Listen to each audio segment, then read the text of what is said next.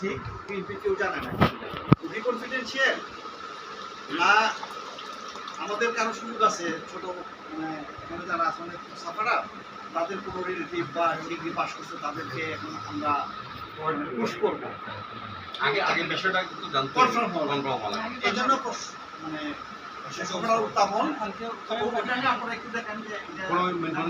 সঠিক কিনা যাচাই যে ইনফরমেশনটা একটা সুযোগ ছিল এটা জানার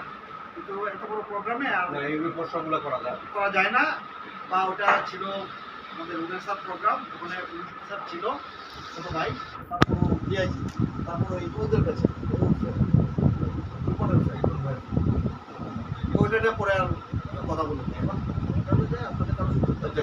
জানার চেষ্টা করেন যদি ইয়েস হয় তাহলে এটা অর্গানাইজ করে আমাদের ইউনিভার্সিটির যেগুলো আছে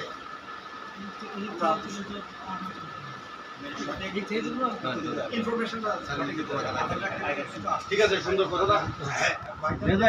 আমি একটু বলি আমি যতটুকু জানি